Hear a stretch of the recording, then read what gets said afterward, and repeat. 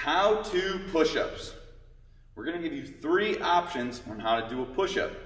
We're going to do either bug squashers, knee push-up, regular push-up. I'm going to give you an example of each real quick. First, bug squasher.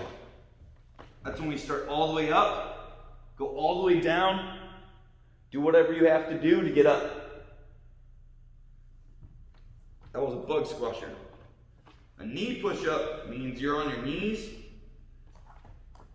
You're still trying to be as flat as you can be. You go down, barely touching the ground, and up. Regular push-up. Your arms have to at least get to 90 degrees.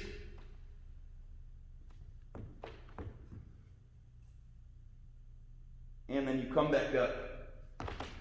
Now let's talk about the specifics. Where do you put your hands?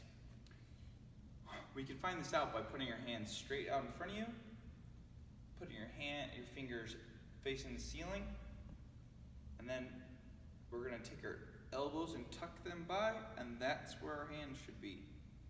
We can do other different options on your own, like it's okay to do wide push-ups, close push-ups, but for our exercises for PE, we're going to do in between. So put your hands up, face them up, and then tuck your elbows in, and that is where your hands should be. Make sure your fingers are facing forwards. We do not want them to face out, nor do we want them to face in. Common mistakes for our hips are hips are down towards the ground, or our hips are way up in the air.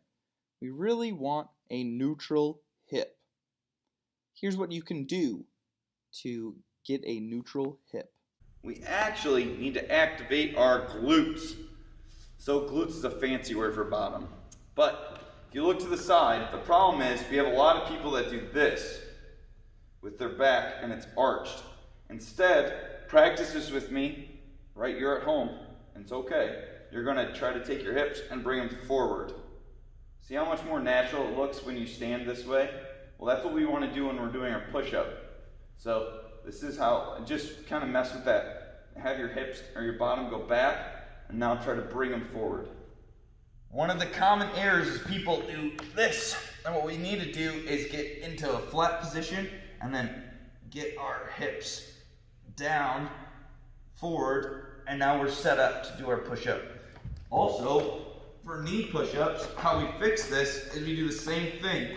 We get our knees ready, and then we're going to bring our hips forward.